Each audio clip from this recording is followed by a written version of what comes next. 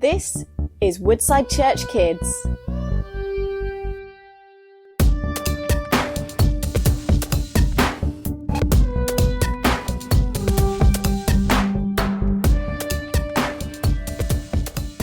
Hey everyone, welcome to this week's video. My name is Matty and this is for the kids in Engage. Last week we looked at the story of two twin brothers called Jacob and Esau and how they were always fighting. And this week we're following Jacob and his 12 sons, one of which that we're looking at particularly called Joseph. Now this week's story we're reading straight from the Bible and it starts with Jacob loved Joseph more than any of his other children because Joseph had been born to him in his old age. And one day Jacob had a special gift made for Joseph. It says it was a beautiful robe. See, this beautiful coat actually meant a couple of things. This coat would have been really expensive. It would have been using lots of expensive dyes and colours to try and make it as pretty as it can be. So this was a really expensive gift that cost a lot of money for only one of his sons and not the other ones. Secondly, it meant that Joseph wasn't necessarily working like all his brothers would have been. This was because Joseph was the favourite. Jacob didn't expect him to work quite as hard as all of his brothers would have done. Now, as you might imagine, if one of your brothers or sisters got a really expensive gift that you didn't, it might make you a little bit jealous. In fact, these brothers were really quite jealous. And Joseph kind of makes it a bit worse. Later on, we read that Joseph has a couple of dreams. And in both of these dreams that he has, all of his brothers, shown by bundles of wheat and as stars, in both of these dreams, his brothers bow down before him like he was their king. Now, I think this Joseph probably didn't seem like the kind of person who would just quietly tell one of his brothers and ask him what they think. It seems like Joseph was really announcing this in front of his brothers. And this combined with the coat made the brothers really jealous of Joseph, and they started to really hate him. In fact, they hate him so much that they plan to kill him. And one of the brothers convinced them not to, so instead they drop him in a well. And this well wouldn't have been full of water, it was just like a big hole. And they just left him there. Except by chance they saw some people in the distance that were people that would sell slaves. So they sold Joseph to these slaves, these slavers, and told their dad that he'd been eaten by wild animals because they tore up his coat and covered it in blood. So their dad thinks Joseph has died, but they actually sold him to some slavers. Now Joseph is in a pretty difficult spot here. He's just been sold to these people in Egypt. And you might think he's just given up at this point and is just going to be in a big hump and is just going to try and be as annoying as possible to the people that he's been sold to. But instead, we know that Joseph actually worked really hard. He was sold to a person called Potiphar, who was a person who worked for the Pharaoh. He was the captain of the guard.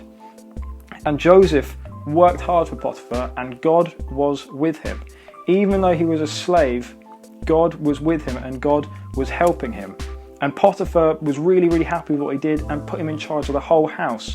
So things actually seem to have turned around a bit for Joseph. He's gone from being happy with his family to being sad away from his family, being sold as a slave, to then kind of probably being a bit happier again because he's actually worked really hard and he's got a much higher position than being a slave in this really fancy household. But then Potiphar's wife actually tells a lie about Joseph and Potiphar throws him into prison. So he's gone from being this person in charge of Potiphar's house, this really lovely house, to then being stuck in prison for years it might have been. But in prison with Joseph, Joseph carried on working hard while he was in prison, and the person who was in charge of it put him in charge of all the other prisoners. See, even though it was another really nasty situation for Joseph to be in, being stuck in prison, he continued to work hard and God was with him. The person in charge of the prison liked Joseph and put him in charge of the other prisoners. And God was always with him. In fact, in the prison with Joseph, there were these two people who used to work for the Pharaoh, who was the king of Egypt. And these two guys had dreams. And we remember that Joseph had his dreams right at the start. Joseph had a gift from God for looking at dreams and knowing what they might have meant. And these two people he was with, a baker and the cupbearer, both of which had dreams, and they were very troubled by their dreams because they had no idea what they meant. And Joseph said, look, I can't interpret dreams, but I know someone who can. I know God can. Tell me your dreams and I will get God to tell you what they mean. So Joseph goes to the cupbearer and the baker and interprets their dreams. and says to the cupbearer, look, you're going to work for the Pharaoh again.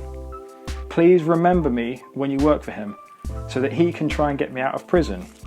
And the cupbearer, eventually his dream comes true and he starts to work for the Pharaoh again, but he actually forgets all about Joseph. Until one day, a few years later, Pharaoh has some dreams, and he tells his cupbearer. Pharaoh dreams that these 7 corns of wheat, 7 bits of corn growing on a plant, and then 7 smaller ones come up and eat the big ones. And in the same night, he has a second dream about 7 big cows on the side of the River Nile, and then these smaller, scrawny cows come out and eat the big ones. And Pharaoh was really troubled. He asked all the wise men in his kingdom, what does my dream mean? And none of them could tell him. But the cupbearer thought, I know a guy who can interpret dreams. His name's Joseph, and he's actually in your prison right now. And so Pharaoh summons him, and Joseph interprets Pharaoh's dreams for him and tells him what they mean, all about a famine that's going to happen where there's going to be no food in all of Egypt. And Pharaoh sees that God is clearly with Joseph and says, look, who's better to look after Egypt than the person who is being helped by God, than Joseph himself? And so Joseph goes from being in prison through God's help to now being in charge of Egypt, second only to the Pharaoh. There's the Pharaoh as the king, and then Joseph is in charge of everyone else. See, even though Joseph was put in prison, he continued working hard because he knew that God was with him, and he actually became the ruler of Egypt.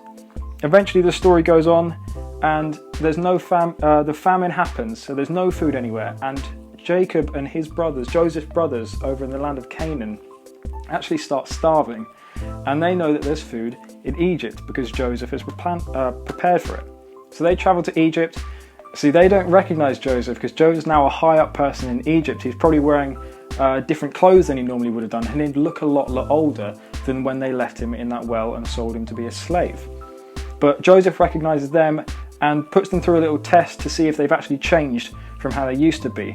And it turns out that they had, and they really kind of regretted what they did to Joseph. And Joseph reveals who he is, and all of his family, Jacob, all his brothers and all their wives and children, all come over to Egypt to live with him. God had always been with Joseph. Even though all these things seemed really tough and really hard, he was thrown in a well, and then he was sold to slaves. Then he was put in prison because someone had lied about him. But God was with him, and in fact he put him as the ruler of Egypt and brought all his family to be with him again. And see, and then we see that all the Israelites, all the descendants of the guy called Jacob, who is also known as Israel, are now in Egypt. And we're going to learn about this story next week with the story of Moses. So that's this week's story. We can see that God is always with us. Even in our lives, when things get difficult, when there's tough times at school and tough times at home, we can trust that God is going to be with us, and God is going to use those difficult times for really good things. And that's the story of Joseph and why it's still really important for us today. Now this week we've got a fun challenge for you to try in Woodside Kids Weekly. We've got a fill the blanks activity to help you try and remember some of the key parts of this story. And we've got some crafts. We've got these Pharaoh headdresses that the Pharaoh, the king of Egypt, would have worn back in the day. And this cool coat craft that you can make, trying to make your own fancy, expensive coat, just like the one that Joseph would have worn back in the Bible. And so that's this week. Until next week, keep well, stay safe, help at home, and chat to Jesus. Bye.